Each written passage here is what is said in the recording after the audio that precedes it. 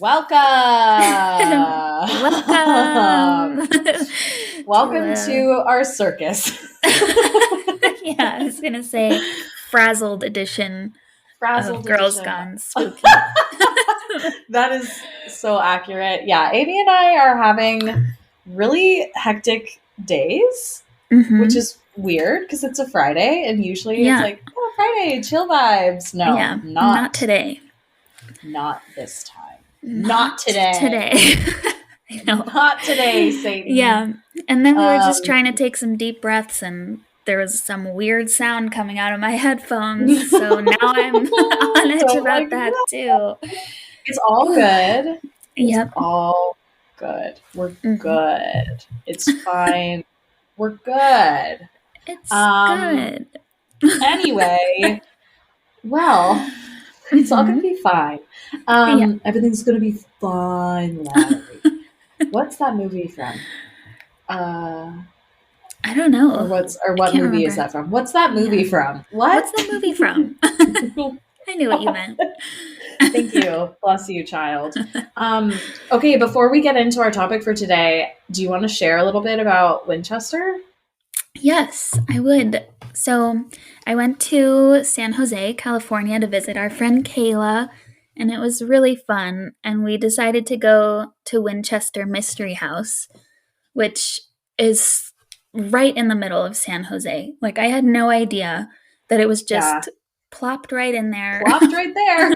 It's like this beautiful Victorian mansion Yeah, that's now surrounded by these like apartment buildings that aren't the most charming or of anything. So it's just course. such a weird setting too. But Yeah. the house was really cool. So many weird details in there, and like Mhm. I felt kind of just odd in there. It felt like I Mhm. couldn't stand up straight for some reason, Mhm. but maybe it was just because the house is old and leaning or something. I don't Wonky. know. Yeah. But it was really fun to tour it.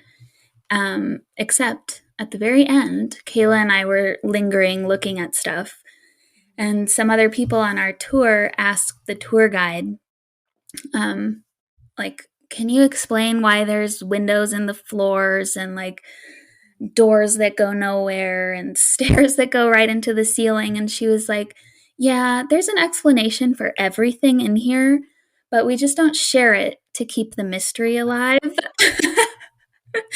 So Good. I was like, put my fingers in my ears, like, la la la Yeah. la. I don't want to What hear the it. hell, man? So I Keep it didn't to yourself, hear, lady. yeah, I did not hear her explanation. But either way, it's weird because, well, you've talked about it on the Right. podcast before. Like, she was convinced that she was being haunted by spirits. Of the And people who her husband's rifles killed, yeah, exactly. right? Yeah. Or I guess her husband's family's rifles. Yes, exactly. So weird. So either way, she was a maybe tortured person. Yeah, very Um, eccentric. yes, but very cool. And one of the things was that she felt that she could never stop construction on the home because that's when the spirits would come get her.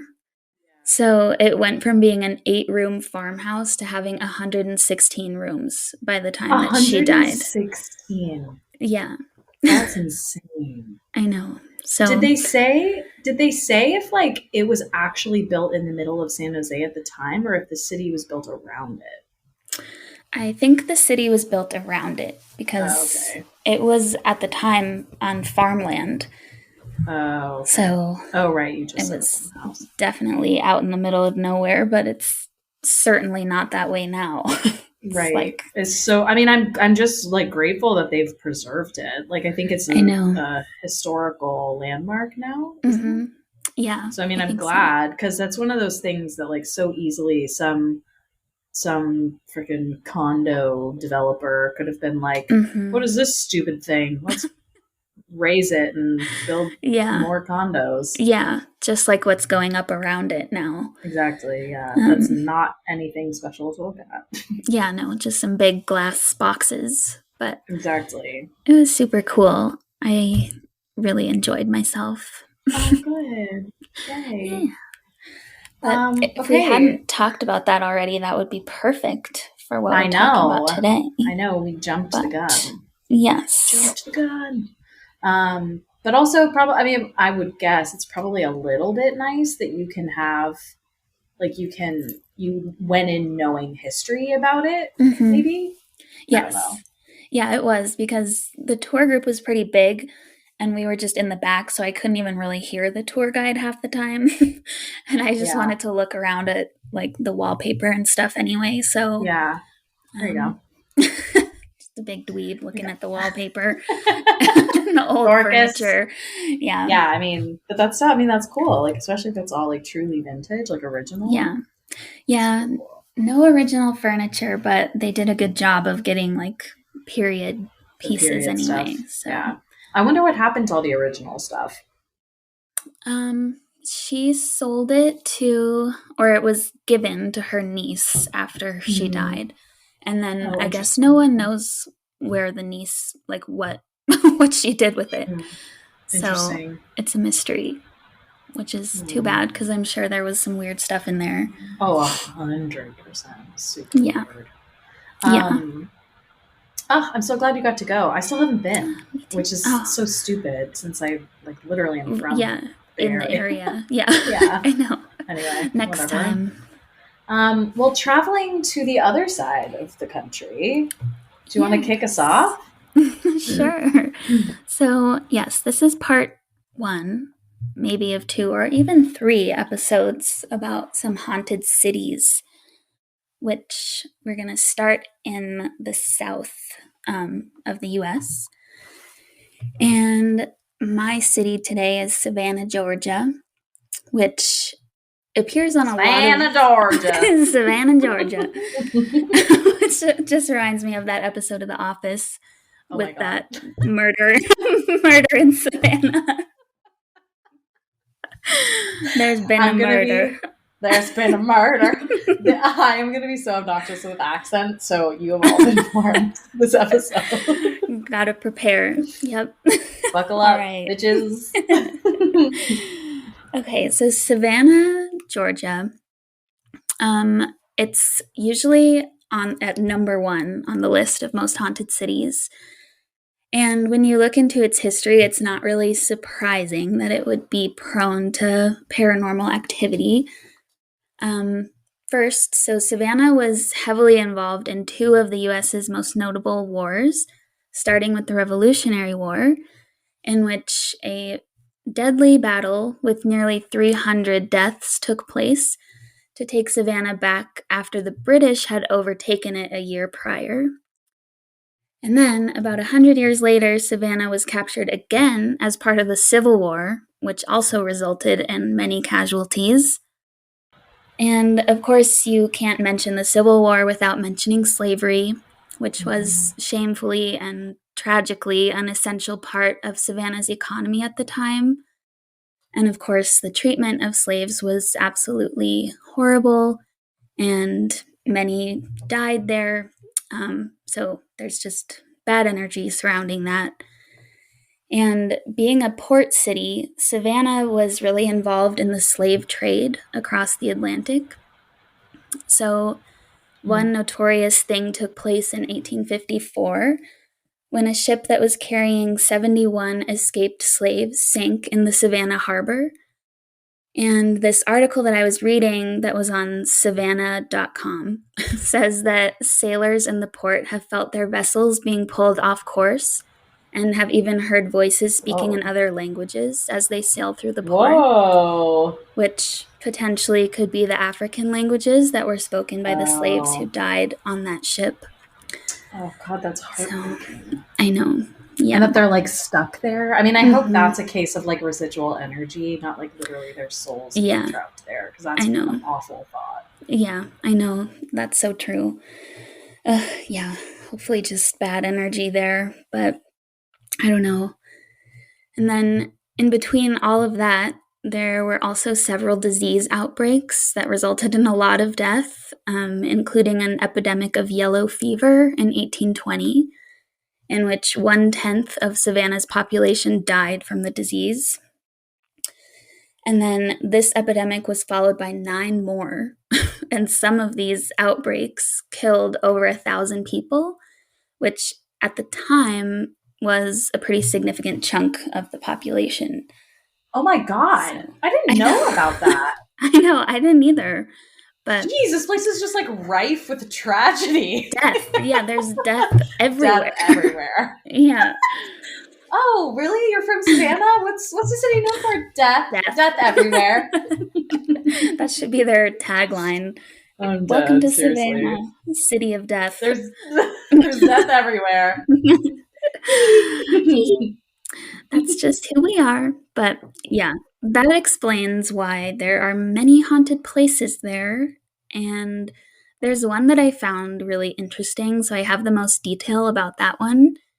And it's actually not necessarily that haunted, but the backstory of it was so interesting that I feel like I just have to tell it. So, okay, so this is the Mercer Williams house in Savannah, of course. It was constructed in the 1860s by General Hugh Mercer.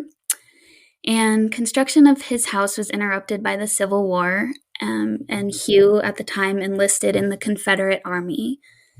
He did not die in battle, but he did become ill, and he left the army and decided not to return to Savannah and put his unfinished house up for sale. So even though Hugh Mercer never actually lived there, and the construction of the house was completed by John Wilder in 1868, it's still known as the Mercer House. And this house is on a lot of the ghost tours. Like, not surprisingly, Savannah has like 40 ghost tour companies that you can choose from. So that's like their entire tourism industry is just ghost tours. Yes, basically, which I would love to do. Yeah, I would love to do that. My kind of town. Yep. So yeah, this is one of their stops. But okay, over the years, the house was owned and occupied by a lot of different families, but it was eventually left vacant for many years. And the first tragedy surrounding the house occurred during a time that the house was vacant. And it was when a young boy who was named Tommy Downs, he was 11 years old, he snuck into the house and onto the roof. And their best guess is that Tommy was up there hunting pigeons or just being a little boy. Right. But no one was there to see what happened. And tragically, he fell off the roof and his body was impaled through the head on the wrought iron fence of the house. No. Yeah. No.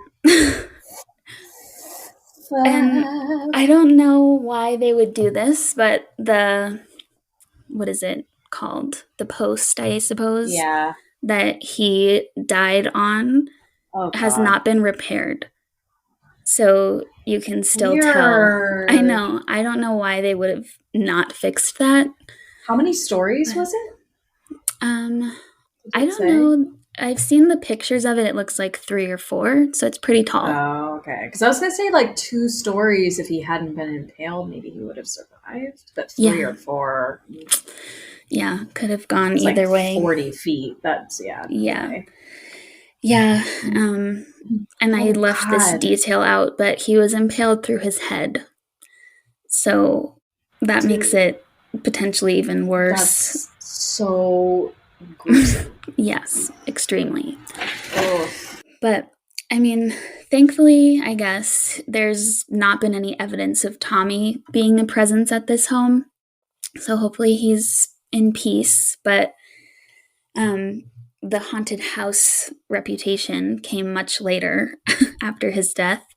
But it also involves another death. So after being empty for all those years, the house was purchased and restored by Jim Williams in 1969. And in the course of the renovations, Jim hired a 21-year-old repairman named Daniel Hansford. And Hansford and Williams started up they described it as volatile romantic relationship that lasted for 2 years. And on May 2nd, 1981, the couple was having a particularly heated argument, And Daniel broke a grandfather clock that I guess was really valuable to Jim. So things continued to escalate, and it led to Daniel pulling a gun on Jim and attempting to shoot him. But in a surprise turn of events, the gun jammed and no bullet was fired. But Jim now knew that Daniel was of the mind to Right. kill him, and them being in the southern US, Jim pulls out his own gun and kills Daniel. Right? Crazy. Wow. Yeah. Also, So when was this? this was in the 80s. Oh, okay. So, I was thinking like I don't know, it almost seems like I was thinking like I'm shocked that this is a gay couple thinking this mhm. longer ago, but then saying it's in the 80s, then I'm also kind of shocked that they both just have guns on them in their house. Like when you're Right. out, fine. I mean, not Mhm. fine, but that seems more normal. Yeah. You're just like carrying a Glock in your waistband. Like what? Yeah, who knows? I think one of them was in a desk drawer, but Oh, okay. I think one of them had to have had it on their person to pull it Right. that fast. But Right. Yeah, that fast. I don't know. Still, it's sad. So, Daniel, he was only 21 and he died from No. his injury. I bet Jim And, felt real bad about that. well, I don't know because Uh Jim, oh. he was Plot tried. twist. Yeah, he was tried for this murder 4 times. And Oh they my found god. him guilty and sentenced him to life in prison twice. But he managed to slip out of it somehow 4 times. How is that even possible?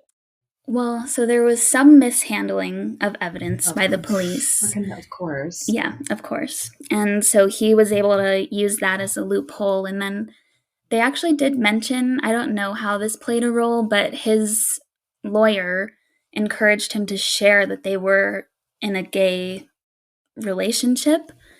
And somehow that was supposed to have like turned people's opinions or something. I don't know how that played Oh, a role, interesting. but they did mention that as something that he brought up in court. Yeah, like playing up the prejudice Yes. towards gays. Yeah. Yeah. Probably That's so. messed up. So, And like if it's like, oh well, I was defending myself, he intended to mhm. kill me in Yes. the throes of passion or whatever. Yes. Yeah, he did plead self defense. So, but yeah, after 4 times on trial, he finally was like free, I suppose, in 1989. They just gave up. They were like, Yeah, all right, well, fine, whatever. fuck it. Just But let him go. I should have looked up when he was born, like how old he was at this time, because here is the next mystery. So, this was 1989. He went back to living in his house where Daniel had died. But less than a year later, so in 1990, Jim was found dead in the house in the same spot where Daniel had died. Yeah. And Jim's cause of death, they said, was pneumonia and heart failure, but according to those who knew him, he didn't display any signs of illness leading up to his death. So Daniel's ghost Mm-hmm. drowned him in his own lungs and his heart. Yeah. Or tortured him. He must have been, I mean, hopefully he felt some guilt for what he did. I hope. I don't know, but He was 21. That's so sad. I know. I wonder if Jim was older. Mm-hmm. I should look that up because Yeah. I don't know how old he was at the time of his death. But yeah, sad story. But now So sad. the ghost that people claim to see there is actually Jim's ghost. Oh, not Daniel's. Okay. Mm-mm, which is interesting. So And also way more menacing. yeah, I know the murderer is there. Yeah.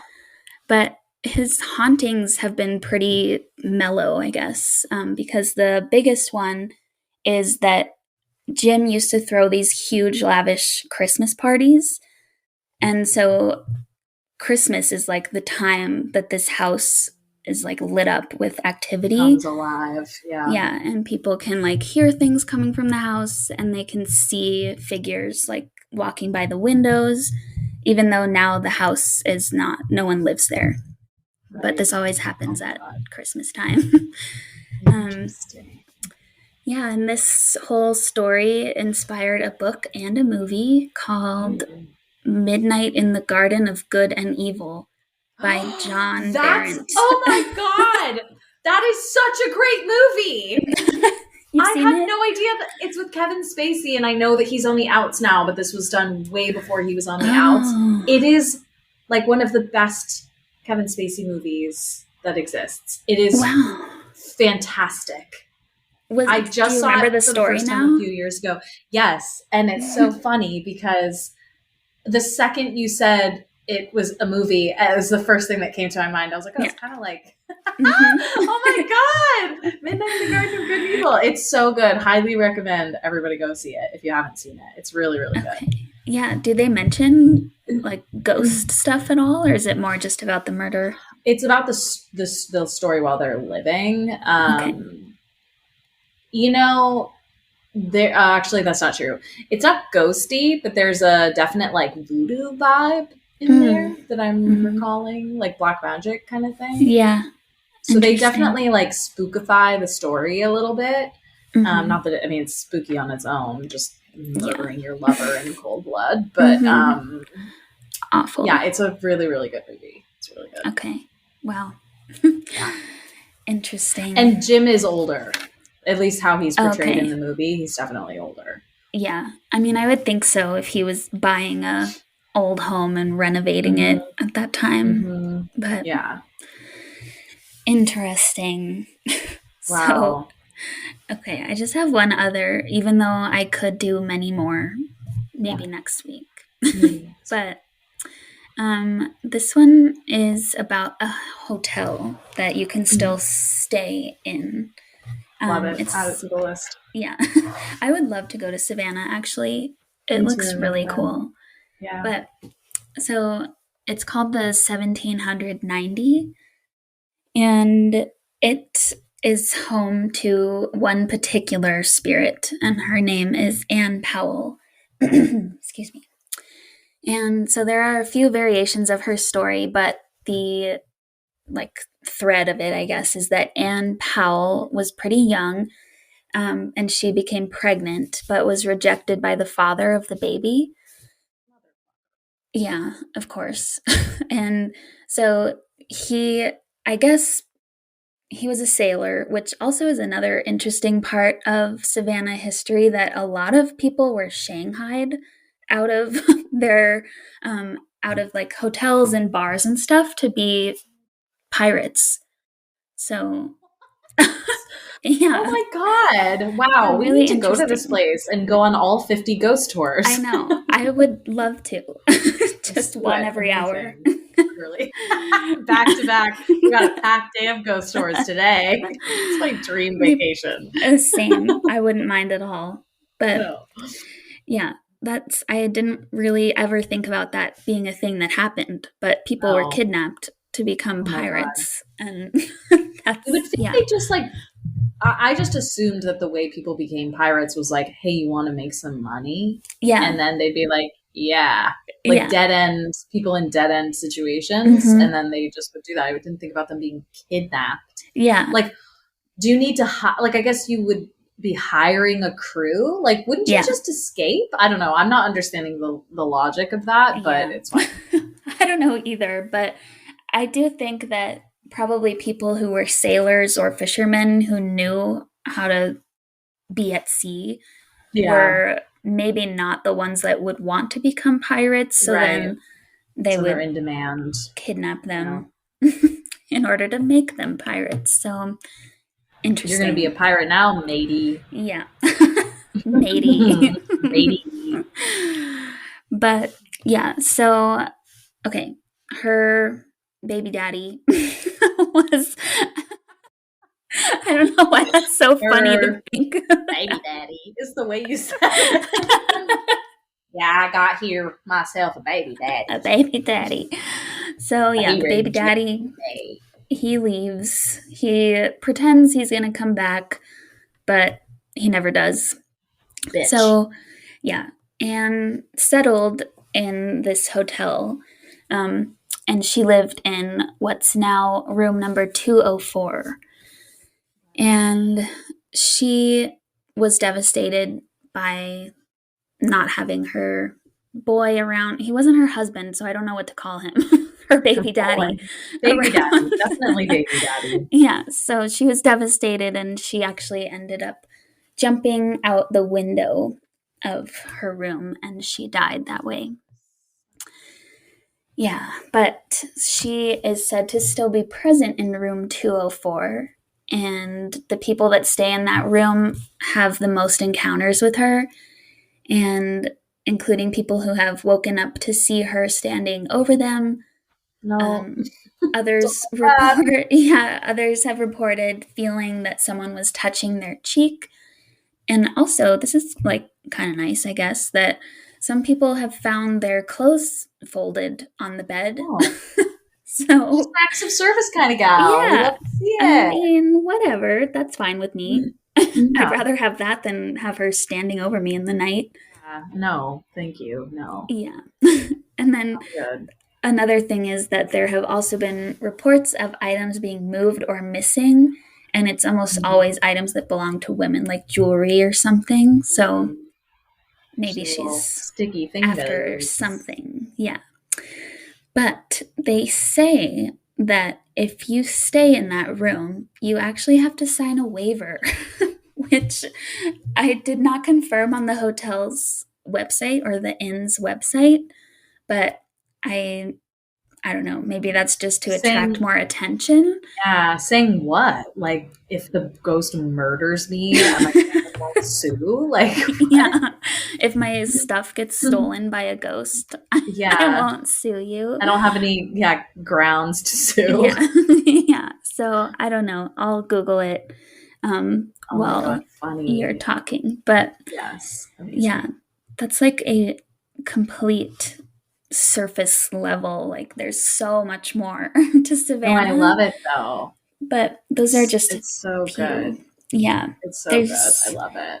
Many more, like about the cemetery in town, etc. But I feel, as we said, frazzled and unprepared to do it justice today. That's all good. So I suspect there will be many parts of the cities episodes because there are a lot of cities. And we're literally only looking at 2 just in the US today. Right. I know. Yeah. We will continue, and we can revisit Savannah more next week. Exactly. Okay. Wow. Awesome. Let's hear it. We're heading to New Orleans. So I did New Orleans. Mm-hmm. I was originally going to cover a couple places, but I just want to focus on this one because it's just like it's similar to Savannah. It's just like a wealth of shit. So New Orleans is considered to be one of the most haunted cities in the United States. There's obviously, like, it's famous for its practitioners of voodoo, mystical arts. There are professed vampires, Wiccans.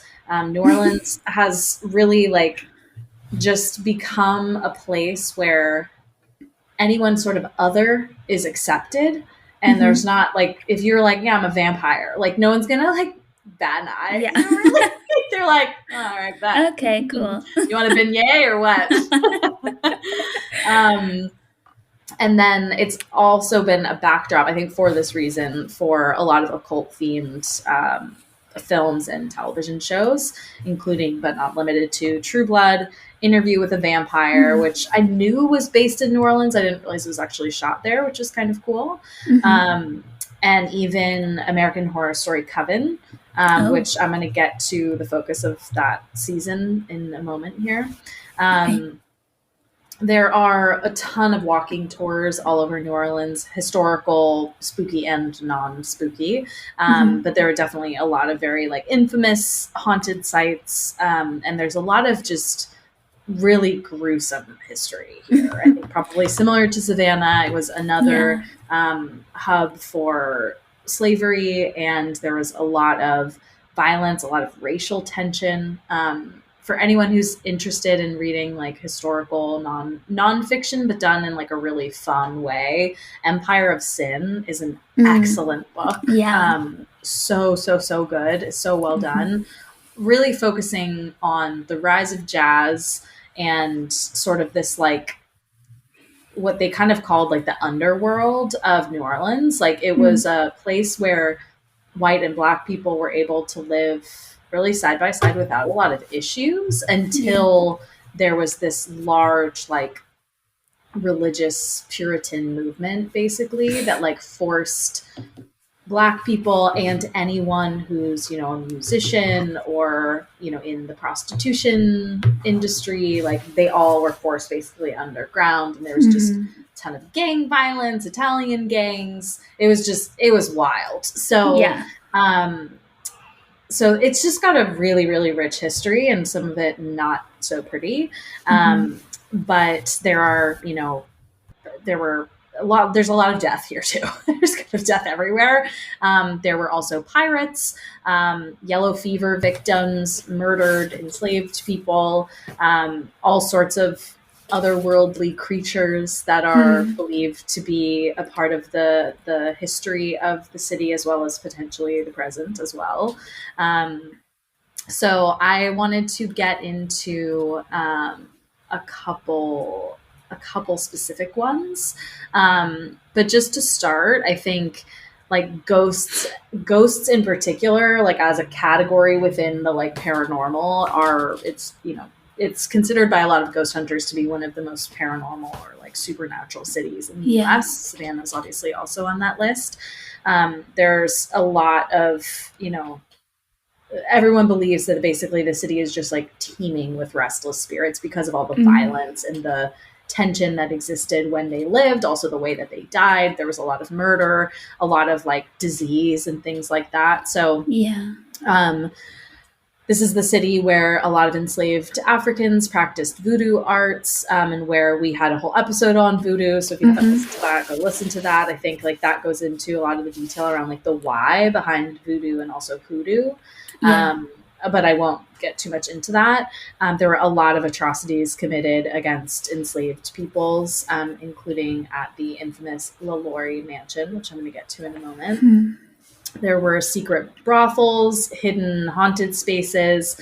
There are a ton of really infamous crimes, axe murders, things like that. Some of that is actually covered in Empire of Sin, which is super interesting.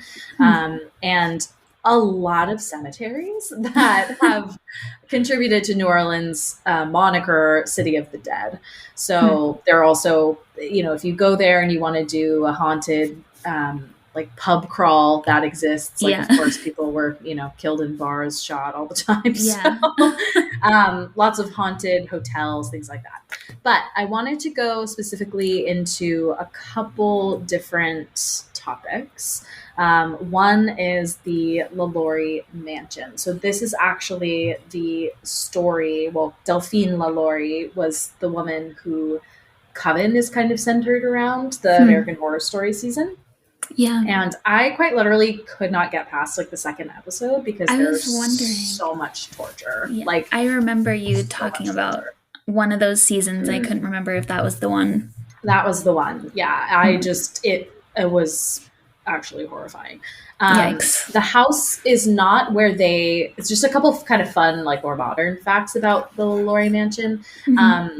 So it was the like hub or like backdrop of American Horror Story, but it wasn't actually filmed there. And another funny thing, Nick Cage used to own the house. What? Nicolas Cage owned the house for a while. That seems kind of fitting, actually. Yeah, he doesn't own it anymore. He's so weird. He doesn't own it anymore. I was for a very short period of time, but yeah, he owned it for a little bit. Interesting. It's in the French Quarter in New Orleans, and most people believe that the hauntings are from ghosts or by ghosts of former enslaved people. So there are 200 years worth of ghost or like paranormal activity reports coming out of this mansion. Like it's insane. Yeah. There's a room in the house in particular where Delphine kept enslaved people, and one of the most common reports is of moaning coming from that room. Phantom footsteps echoing through the house. People who stood near the house have even reported feeling as if they were taken over by a negative energy. She was a really bad. Yeah. She was a really Sounds like it. Yeah. yeah, not good. So so in 1894, well, okay, let me back up a little bit.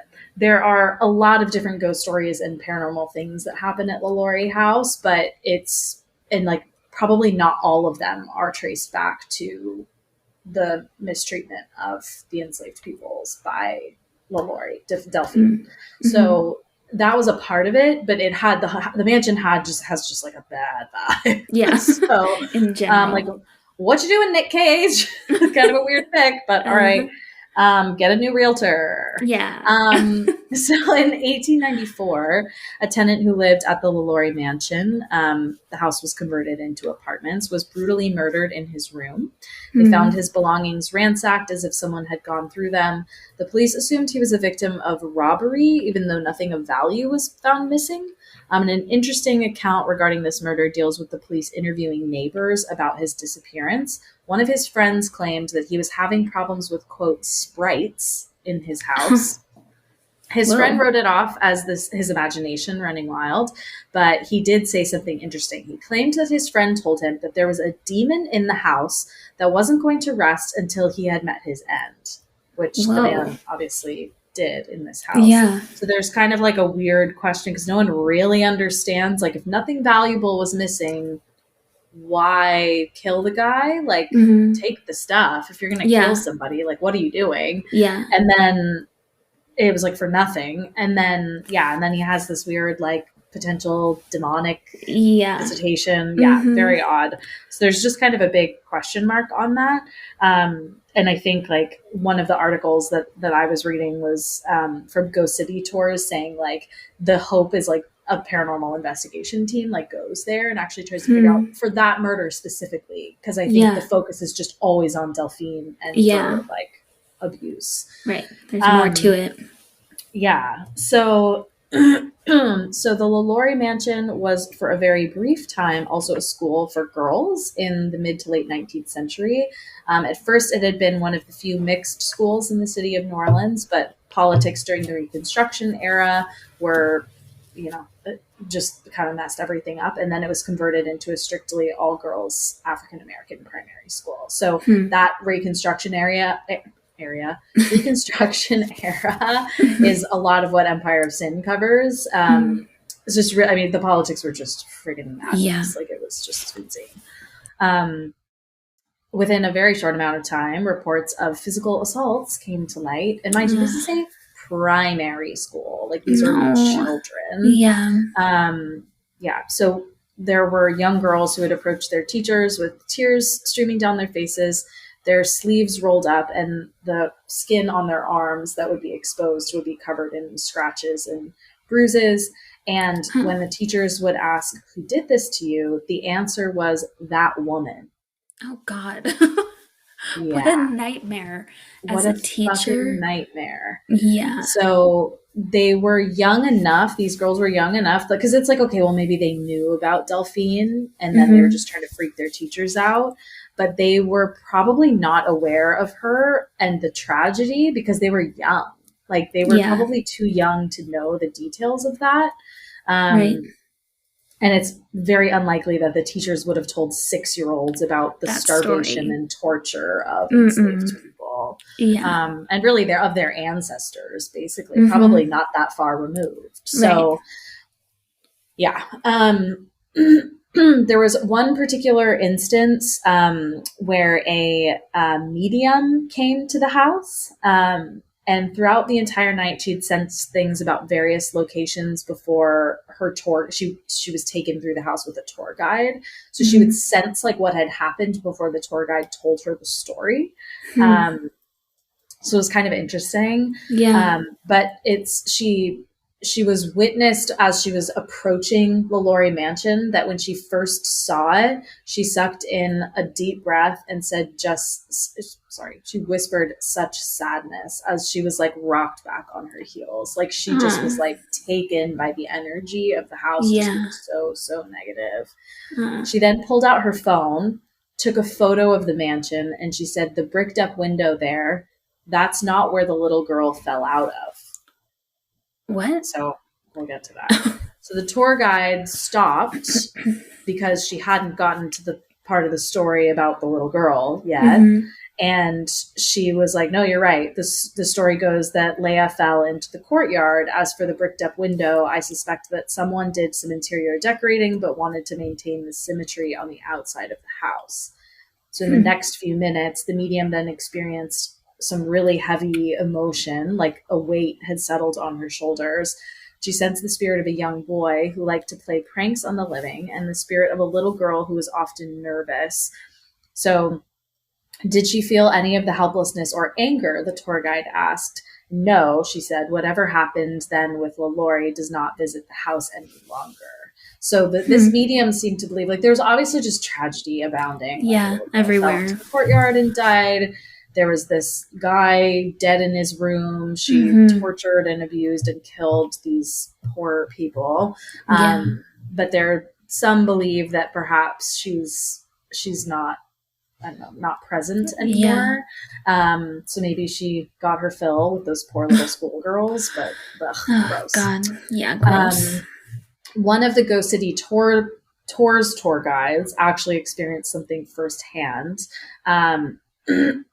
On one occurrence, a guide was giving a ghost tour at the LaLaurie mansion, standing just directly across from the front door. To their right, another group was discussing the tragedies of the LaLauries, like 50 feet or so away. But under the quiet moonlight, the story of 1834 was slowly unveiled. All of a sudden, the guide felt a tug on her messenger bag, which was draped over her shoulder. She stopped amid her story and twisted to look over her shoulder, convinced that she might find a pickpocket or someone intent on stealing her things. Right in the middle of a tour, she exclaimed as she regaled us with the story. No one was there, however, so she turned back around and got back into character. No less than 10 seconds later, she felt the tug again, harder this time, a really sharp yank, and once again whipped around, but there was no one there. This time she told her tour what had happened, and their faces, she said, were priceless. No doubt hers was too. 2 weeks later, at the corner of Governor Nichols and Royal Street is where the mansion sits, the guide was out on the streets again, bringing another tour around. The LaLaurie mansion, of course, was the main hit, and she had positioned her group under a set of street lamps, which were burnt out for weeks. She launched into the story, and the minute she said the name Leah, who was the little girl who fell out of the window, the lamps flickered on. They'd been broken. Whoa. Everyone in the group paused, a few kind of like yelping with surprise. The guide went on with the show. When she said the name Leah again, the same lamps blew out.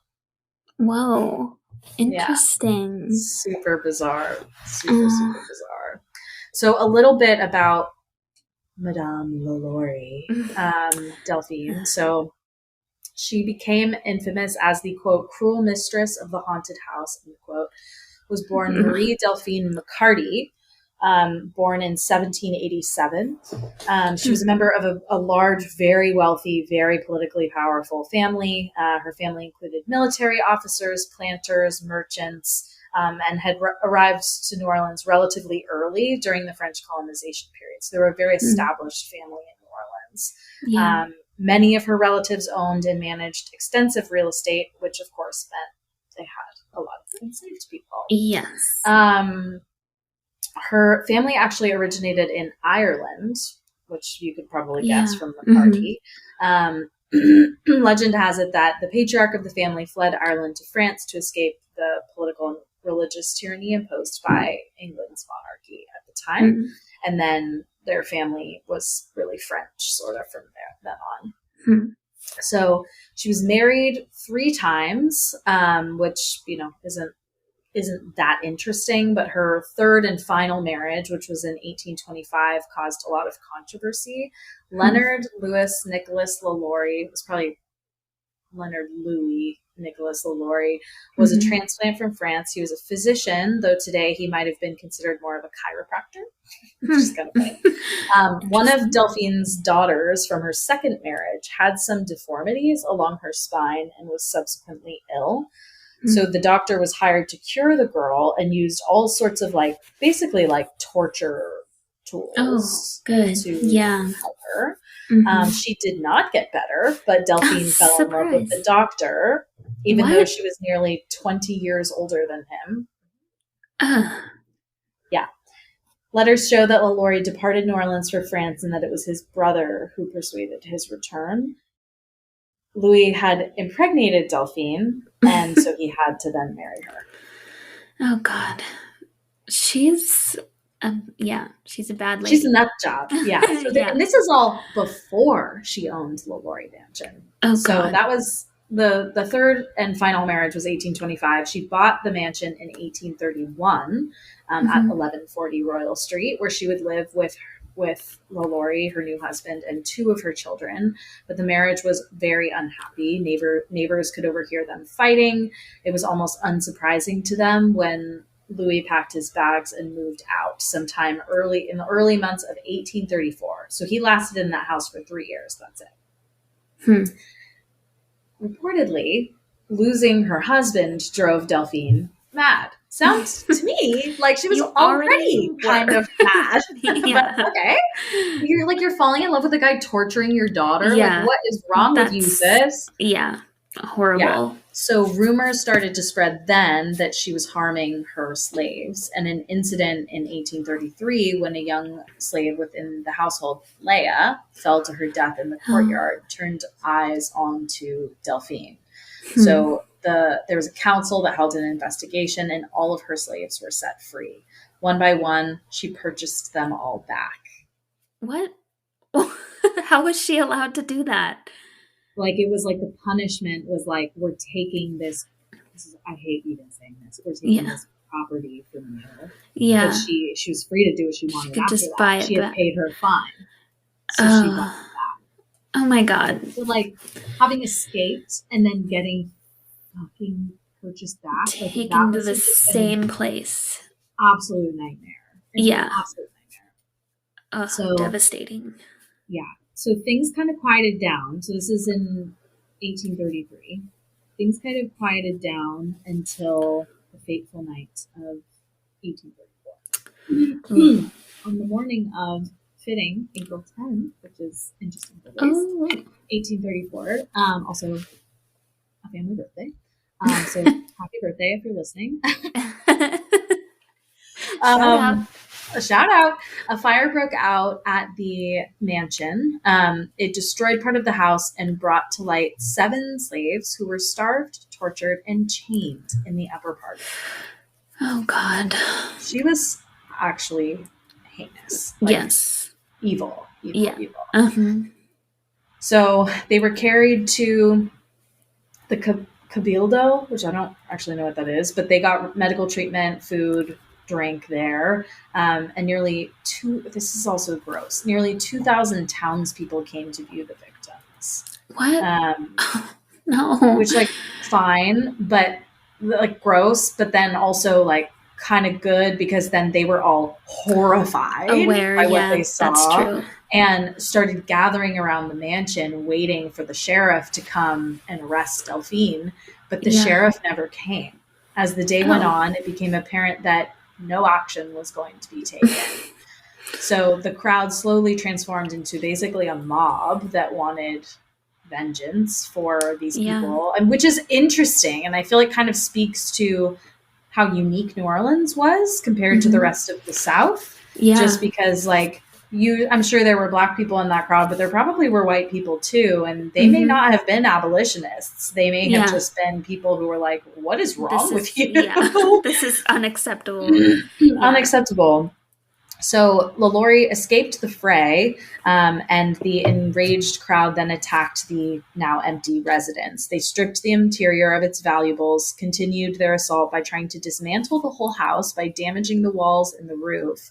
And by the next morning, they had nearly demolished the entire house. Wow. So, yeah, that's a pissed off group of people. which Very. like power to you. Mm-hmm. Details of the fire and the aftermath, as reported by eyewitnesses, emerged in local newspapers during the following week. The account was soon picked up by national publications, and LaLaurie was reviled as a monster, a, quote, demon in the shape of a woman, and, quote, fury itself escaped from hell. So, I mean, people were like, she was damned in the eye of the public. Yeah. Some more just like awful details. Okay.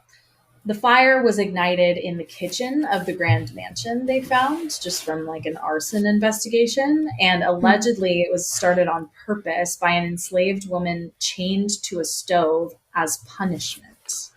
Oh, God. So the fire seemed to be an attempt at trying to call attention to the deplorable conditions that she and her fellow enslaved people endured. So she basically was like kind of sacrificing herself to hopefully get attention on what was going on there. Oh, no.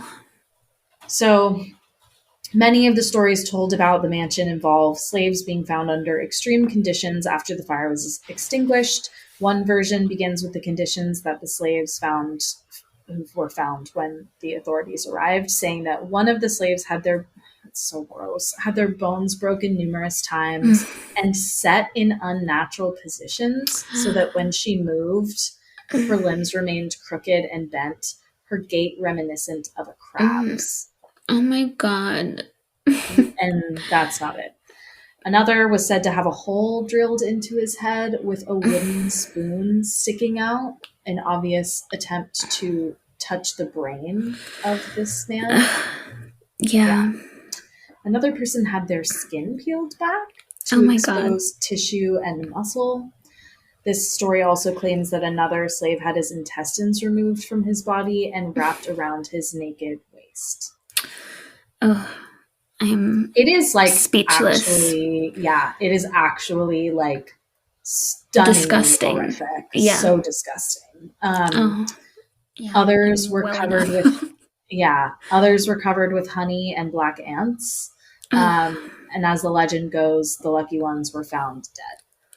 Oh, God. So some of these are considered like the quote experiments that occurred at the LaLaurie mansion, which were all, I think, done by her. Fucking psychopath. Yeah. Just an evil woman. Yes. But not all of them have actually been confirmed. So that's the thing. It's like there's keep in mind that like where the real history, there's no question she was fucking foul. She's a see you next Tuesday, like the ultimate, the like essence of that term, and the hatred that just lives inside of it. What we don't know is like what actually the details of the torture that occurred there. So some of these stories may have been sensationalized, but regardless, she was fucking evil. Yeah. So and just to kind of like underline that, many of the stories and exaggerations can be traced back specifically to books that were written about, basically just like commentary on what had happened. So, keep that in mind. But there were human skeletons found beneath the house. Like there are the factual things that confirm that she's awful. There's evidence. So there's just so much more about this, but I don't want to make everyone feel ill. So what happened to Delphine? After she left New Orleans, so she escaped the crowd, we know she went back to France. So her ship docked in Mobile, Alabama, before continuing the journey to Paris. Mobile.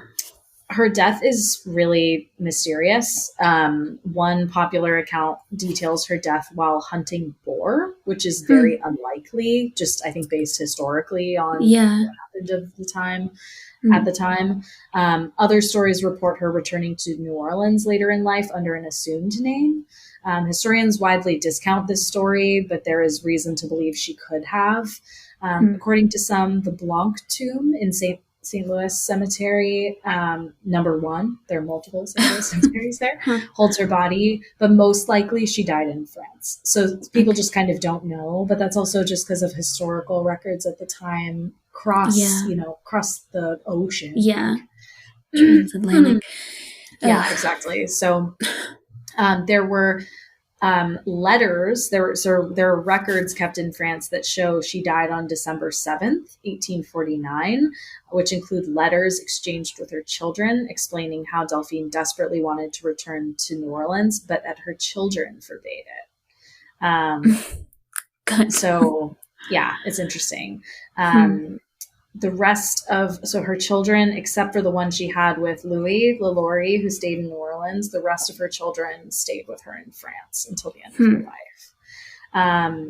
So really, really interesting. Do you know? Did you see anything about her children? Like, what did they go on and do? I don't know. And also, like, what was their take on the whole thing? Everything. I don't know. That I didn't see anything about that. I can look for next week though. Yeah.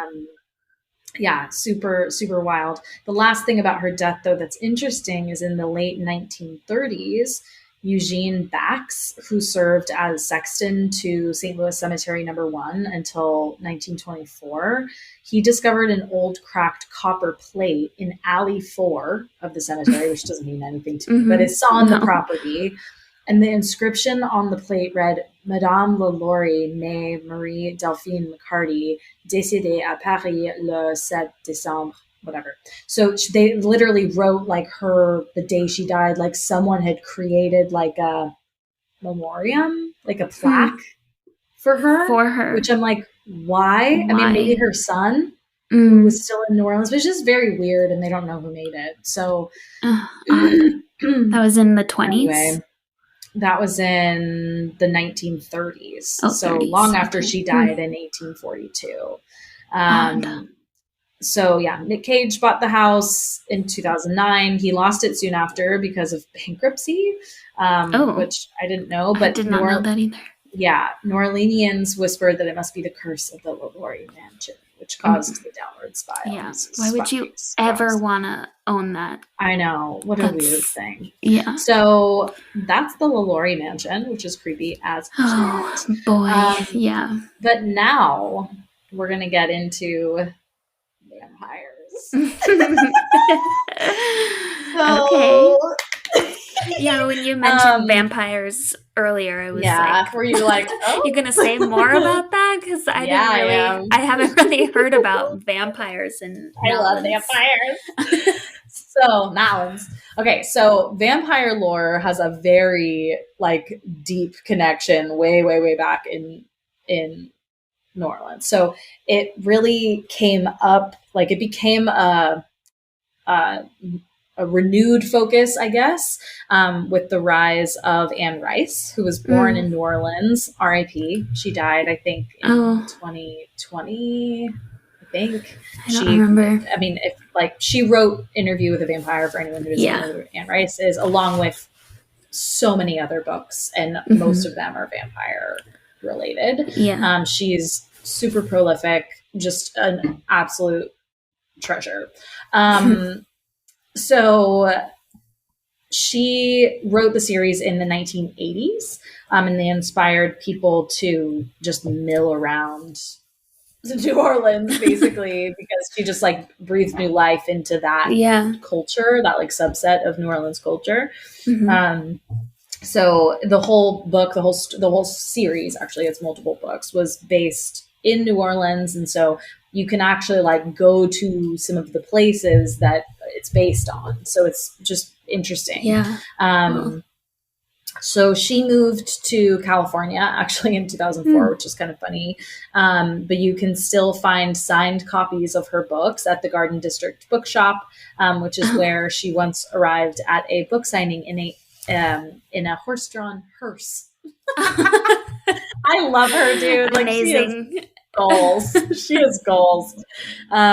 There's also Boutique du Vampire in the French Quarter, which claims to be the only vampire shop in the country, open to both mortals and vampires since 2003. Interesting. They have tours, coffin-shaped backpacks, capes, all the usual vampire things. Add it to our list. I mean, add it to the list. Yeah, I'd exactly. go there too.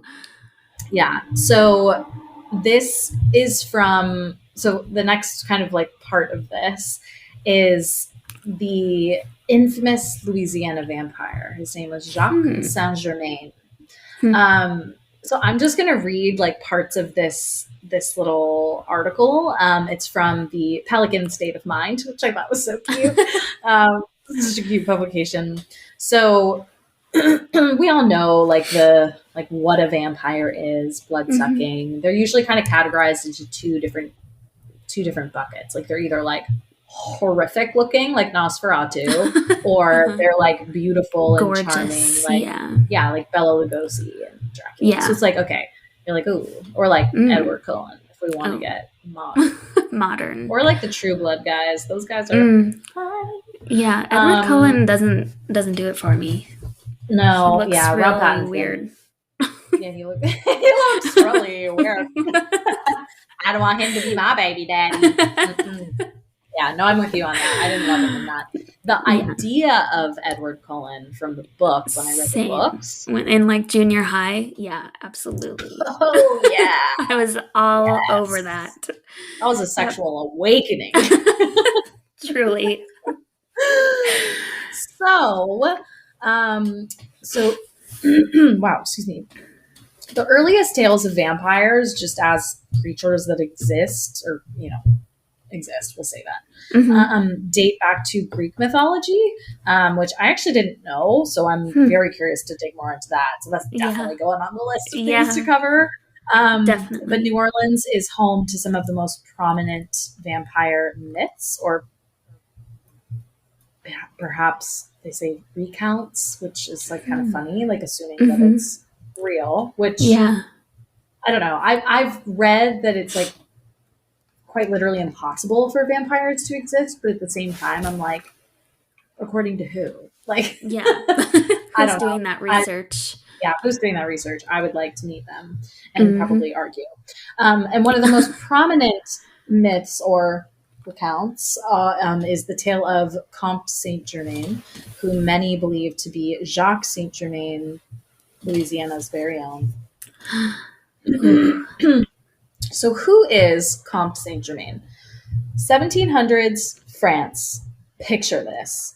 You're invited to a dinner party filled with prestigious guests. You show up to a lavish mansion, and the room is bursting with conversation. A man Oh. walks in, almost gliding, as if floating on Oh. air. He Wow. speaks in a way which you've never heard before. His eyes lock on you. He speaks of events of a hundred years prior with such detail you could swear he was there. Comte Saint Germain mysteriously came on the scene in France in the 1700s, though records suggest he may have been alive long before that, even during the time of Christ. What? Right, Wow. That's a long right. life. French historian and philosopher Voltaire, King Louis XV, and Italian writer and adventurer Casanova all claim to have known him. Voltaire Hmm. even said he is a man who knows everything and who never dies. Huh. Whoa. Records show Interesting. that he was born in 1710 and died in 1784, but many people have claimed to have seen him since then, even as recently as 1970. Whoa. And he's a distinct looking man. Like I'll tell you that much. We will post this photo of him Yeah. I want to for see. the IG post, but like you wouldn't miss this guy. Like he looks, even if he were dressed in like modern clothes, he would look very out of place. Like Hmm. the facial structure of the time just looked Yeah. different. Yeah. So Totally. very weird. Hmm. He's a man with undeniable, maybe he is, Uh-huh. a man with undeniable intelligence and wit, and he captivated the elite with his knowledge and charm. He never seemed to age. He is said to have spoken 6 languages, was a brilliant artist, could play the violin effortlessly, and even grew diamonds. Oh. Wow. Insane. It's So he was an magic. alchemist and a Yeah. very accomplished one. So he was Hmm. working with turning metal into gold, creating jewels out of small stones, and was in search of the fabled elixir of life, which is interesting that was his Mm-hmm. like lifelong Yeah. obsession. So that may also explain why he was so rich. He also Yes. trained other alchemists, including one under Marie Antoinette's rule.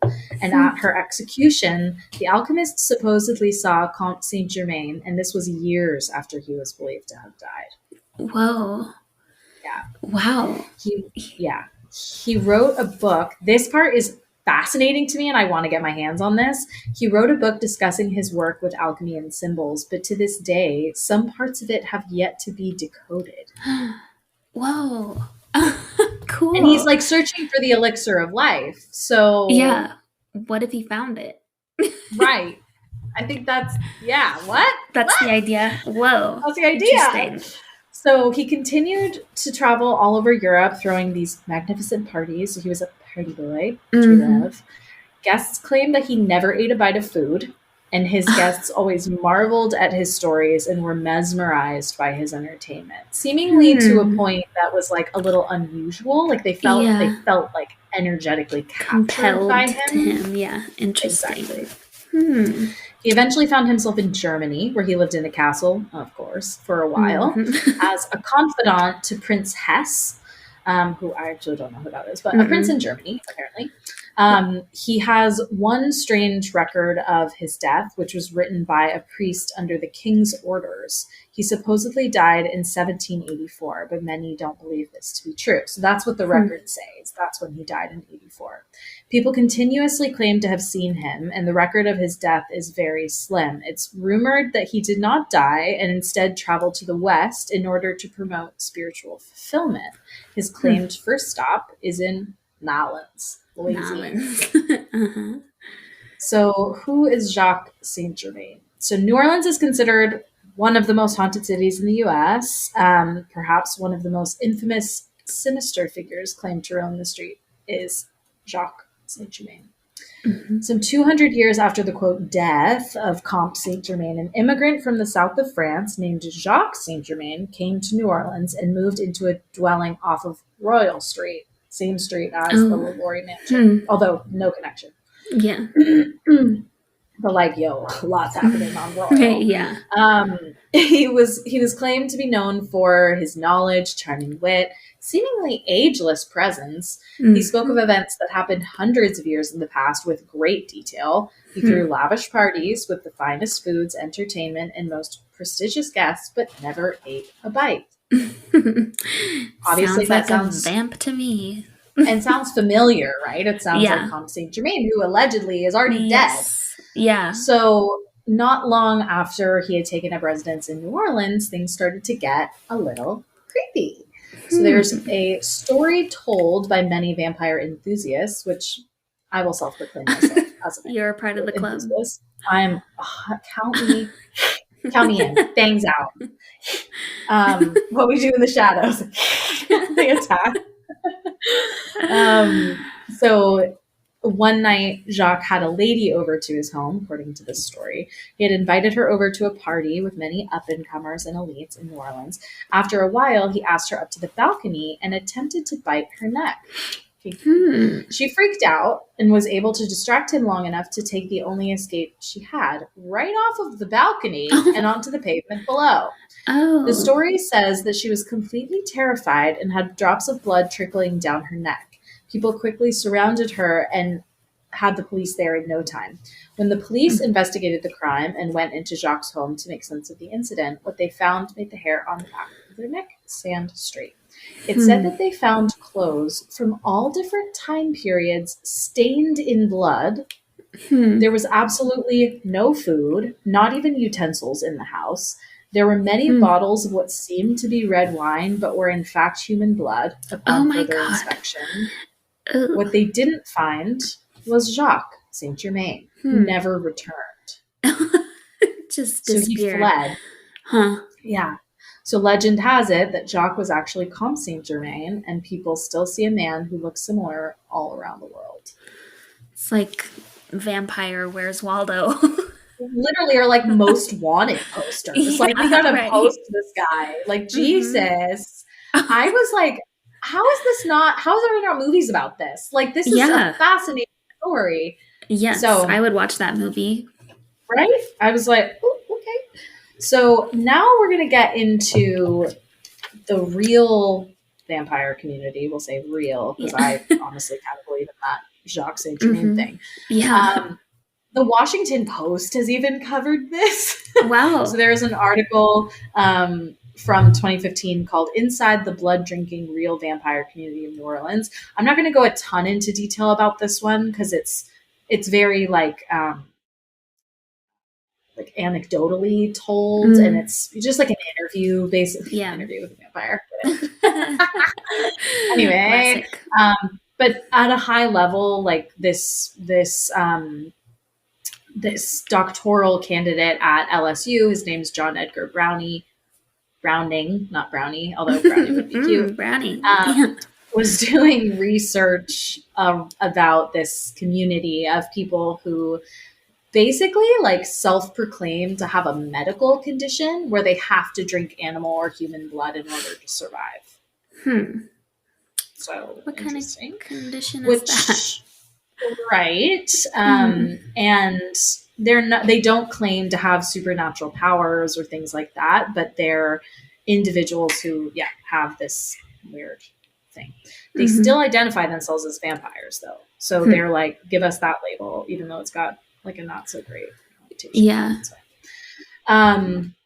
So for most of history, vampires are portrayed as monsters. In 1897, Bram Stoker created the last century's archetype vampire, Dracula, who's portrayed as predatory and entirely inhuman, although charming and attractive and very compelling, but it's all based on that like supernatural power.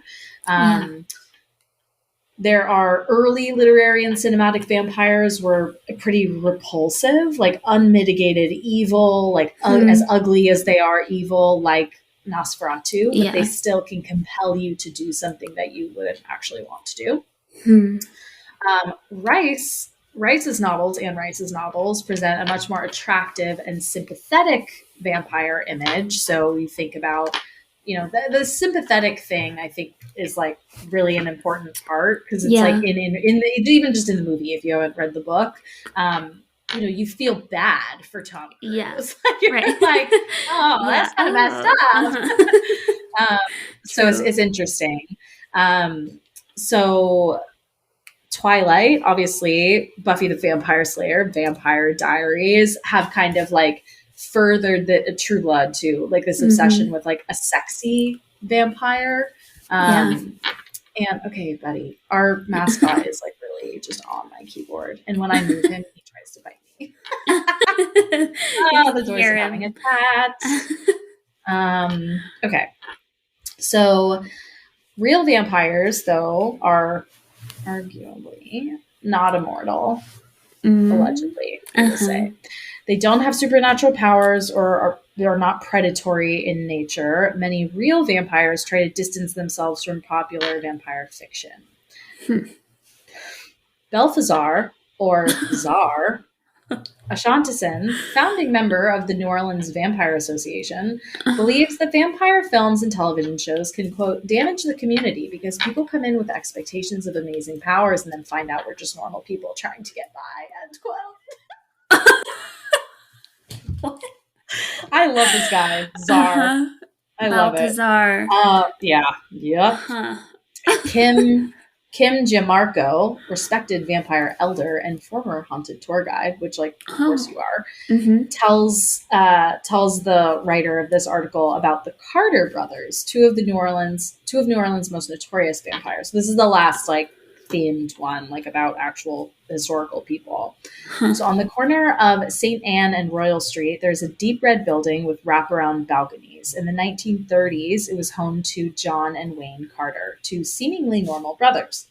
One day, a young girl escaped their apartment, seemingly running for help with blood soaking her wrists. When the police investigated the apartment, they found 4 people tied to chairs with their wrists slit, as well as dozens of dead bodies drained of their blood. Ew. Kim goes on to explain that when the brothers returned to the apartment, it took all 8 police officers to hold down and detain the brothers, who were of average height and build. Wow.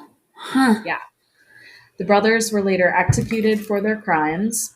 Sorry, I just lost my notes because Biggs is on my floor. And they were buried in a vaulted tomb. Oh. How dramatic. I love it. Very dramatic. Yeah. Whoa. Years later, the vault was opened to receive the body of another family member.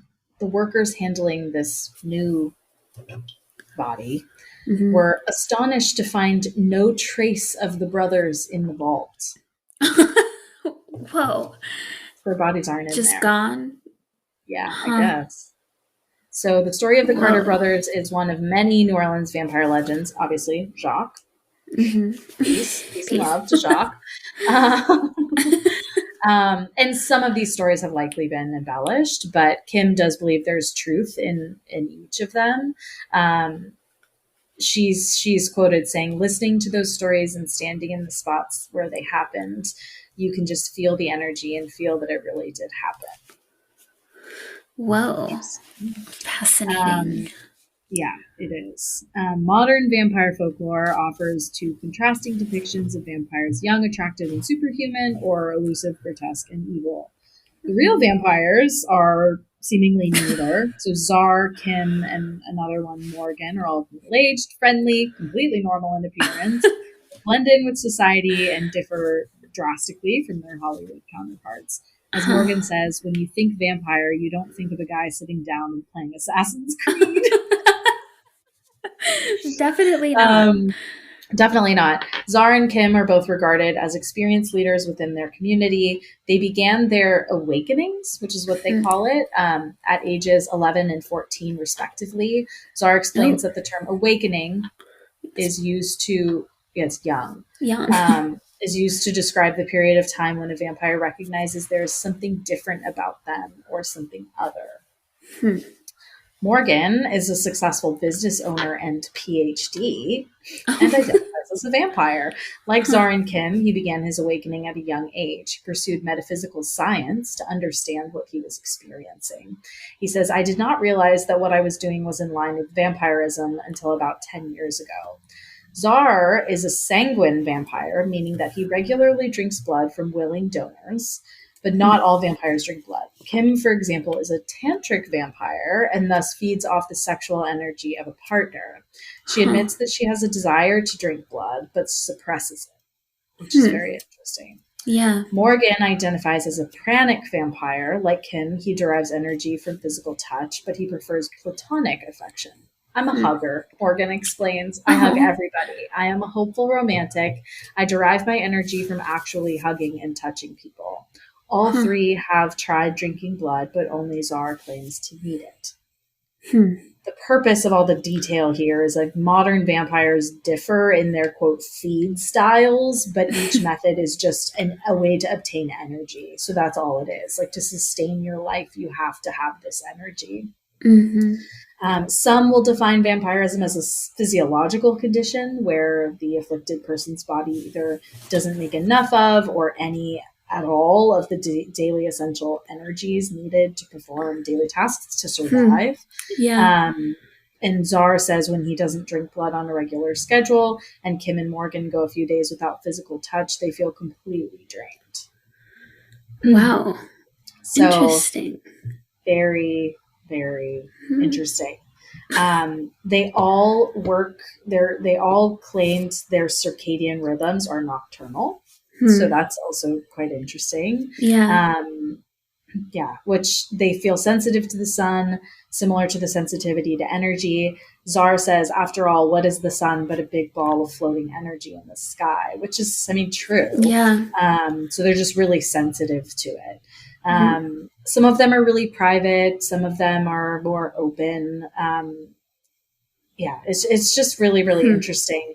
New Orleans isn't the only city where vampire communities exist, of course. But when people think of vampires, they think of New Orleans. Thanks namely to Anne Rice, but also haunted buildings, voodoo, all of this other history, paranormal, otherworldly stuff.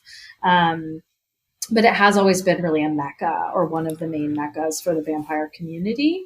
And there are said to be 275 years worth of vampiric lore just in New Orleans. Whoa. And approximately 50,000 at least like accounted for real modern vampires, Hmm. of which I think like less than 100 live in New Orleans, but that's actually quite concentrated given Yeah. how like kind of relatively small that number is. Yeah. Um, so anyway, Whoa.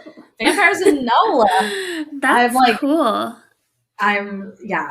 I was so fascinated by that, and I want to do like a whole episode on vampires now. Yeah, definitely. I mean, So yeah, interesting.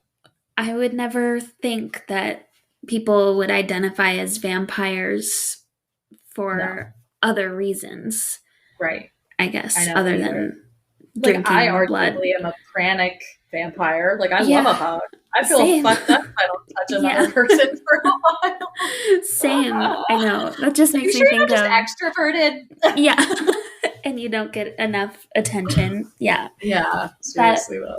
makes me think of Colin Robinson Oh my in god. What We Do in the Literally, Shadows. I couldn't Energy stop thinking of him. vampire. Yeah, I could not stop thinking of him. It's so funny. It's so because funny. I feel like people like that actually exist. Like maybe They not to totally that exist. extreme, but an energy Yeah. vampire just Suck the sucking the life life out out of. of you. Yeah. Yeah. Hmm. Oh my god. Yeah, with just dry conversation. You're like, Yeah. oh. Yeah. So that is the first two stops on our Haunted Cities tour. We will have more for you next week, but in the Yes. meantime, stay spooky, friends. Stay If you spooky. have had any haunted experiences or you want us to cover your city, let us Oh, yeah. know. Hmm. And we will post Jacques Saint Germain. You better keep Yeah. an eye out because he's traveling the world, my Can't friends. wait to see. Can't wait to share. Yeah. Amazing. Thank you for listening. Stay spooky. We'll see you next week. Yes. Thanks, everyone. Stay spooky. Bye. Bye.